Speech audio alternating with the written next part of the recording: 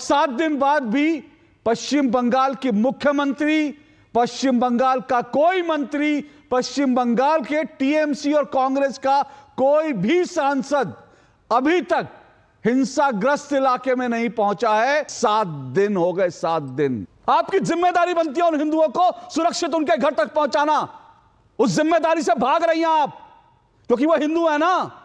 टोपी पहने मौलानाओं के बीच ममता बनर्जी जाएंगी, हिंदुओं के पास नहीं जाएंगी। 7 दिन तक नहीं गई, क्योंकि मौलानाओं से वोट मिलते हैं। ये ममता बनर्जी ने कहा था कि जो दुधारू गाय होती है ना, उसकी लात खानी पड़ती है।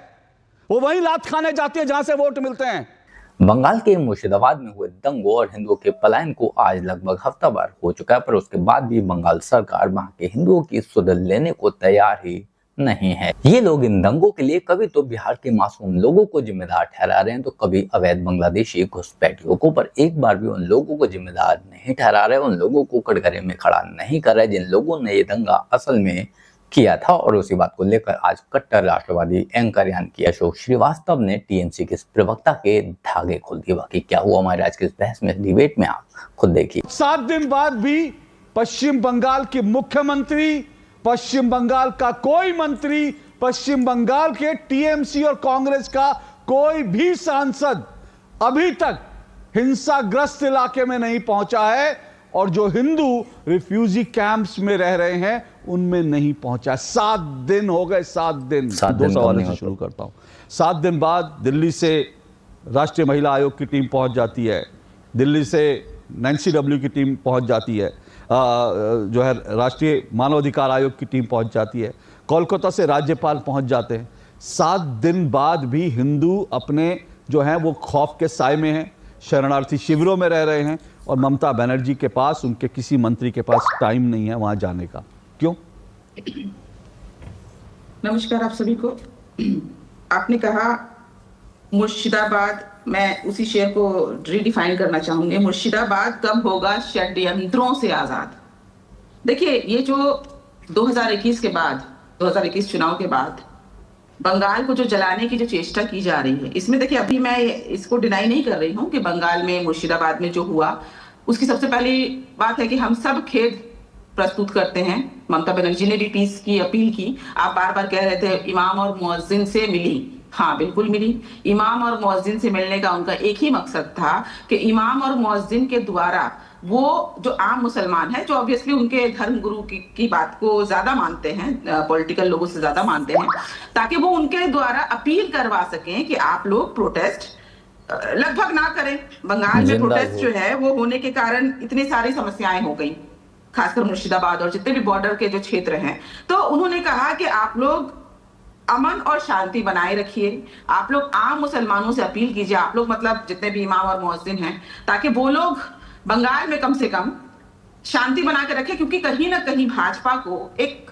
कह सकते हैं ना, एक मुद्दा मिल गया है, एक कह सकते हैं एक मौका मिल गया है जिसमें वो इस तरीके के विवाद करवा रहे हैं या षड्यंत्र करवा रहे हैं, या हम खुलेआम अगर कहेंगे तो ये जो सारी चीजें हो रही हैं, कहीं ना कहीं इसके पीछे भाजपा की वही मंशा है जो 2014 से देश में चली आ रही है, हिंदू मुसलमान, हिंदू मुसलमान। इससे आगे वो लोग बढ़ ही नहीं पाए हैं 2014 के बाद।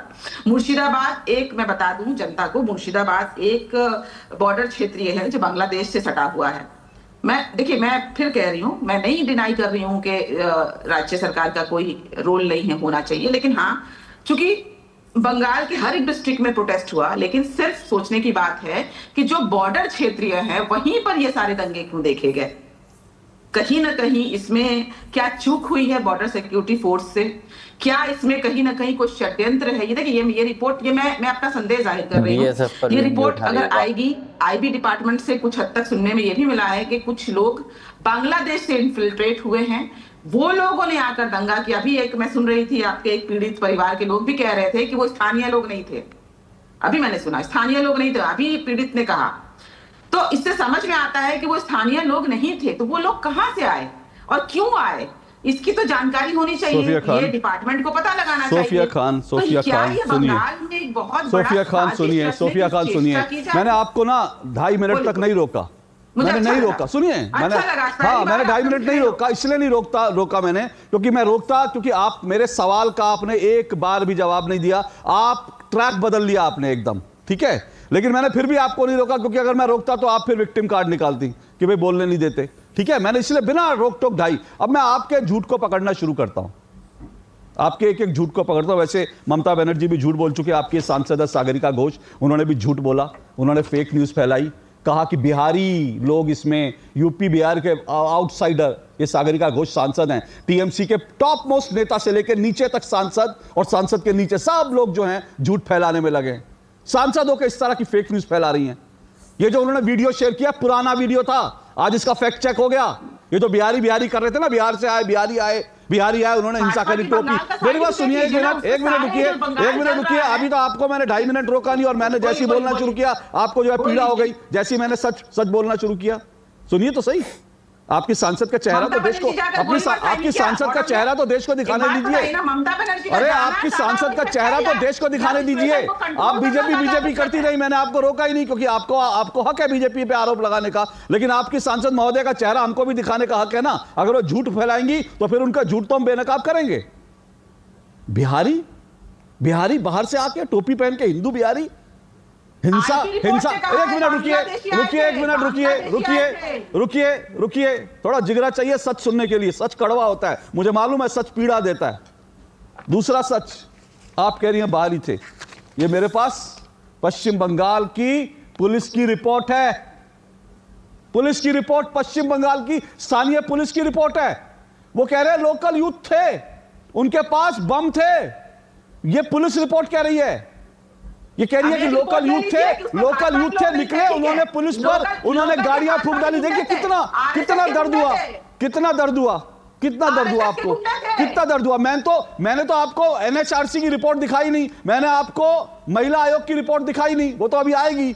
आपको तो मैं पश्चिम बंगाल की पुलिस की रिपोर्ट दिखा रहा हूं। इससे बड़ा आईना क्या होगा? आईना देखकर सोफिया जी, मुझे शेरो शायरी तो नहीं आती, लेकिन मुझे कुछ ऐसी लाइनें याद आ रही हैं। आईना देखकर अपनी शक्ल डर जाते हैं वो, तो आईना आपको दिखाया, आप डर गई। आपको आईना दिखाया, डर गई। अशोक जी, भाजपा के प्रवक्ता, आपको आईना दिखाया, डर गई। ये मैं भाजपा सुनिए ना, भाजपा प्रवक्ता के पास, भाजपा प्रवक्ता तो सुनिए, भाजपा प्रवक्ता तो बोलने के लिए हाथ उठा रही हैं, भाजपा प्रवक्ता बोलने के लिए हाथ उठा रही है, लेकिन मैंने तो आपका झूठ पकड़ा, मैंने तो आपका झूठ पकड़ा। अब मतलब ये भी चाहते हैं, देखिए नेता लोग ये भी चाहते हैं कि पत्रकार उनका झूठ भी ना पकड़े, उनको झूठ फैलाने का पूरा अधिकार मिलना चाहिए। उनके सांसद झूठ फैलाएं, मुख्यमंत्री कुछ मर्जी कहती रहें, पुलिस की रिपोर्ट से इतर आके कुछ भी कहते रहे, और हमने आईना दिखाया तो वो बुरा मान गए। हमने आईना दिखाया। अरे सुनिए सोफिया जी, अभी तो मैंने शुरुआत किया, अभी आईना दिखाऊंगा तो फिर आपको और तकलीफ होगी। हाँ मुझे मालूम है, जब चेहरे पर दाग हो तो आईना देखना बुरा लगता है। मैं फिर आपसे पूछ रहा हूँ सोफिया जी, 7 दिन बहुत होते हैं, सुनिए मेरा सवाल सुनिए ना, मेरा सवाल पूरा नहीं हुआ। 7 दिन बहुत होते हैं, 7 दिन बहुत होते हैं बंगाल में। पास ये आंकड़े नहीं, आपके पास कहां से आ गए? ठीक है, भेज दीजिए ना उनको। हाँ बिल्कुल भेजूंगा ना, मैं तो भेजूंगा, डिबेट भी करूंगा ओपन, मैं तो बिल्कुल ओपन डिबेट भी करूंगा। यदि आंकड़े निकालिए कि कितनी, अरे सुनिए ना, अगले हफ्ते करूंगा डिबेट, बुलाऊंगा आपको।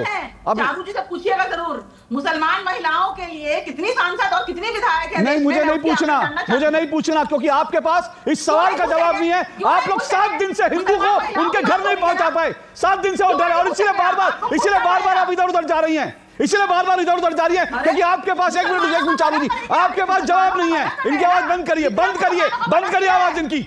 सुनिए सोफिया खान, अगर हिंदुओं के ऊपर बोलना है तो मैं आपको मौका दूंगा, बहुत इधर उधर की, अगर आपको वो करनी है, बकवास करनी है, तो मेरे डिबेट में जगह नहीं है।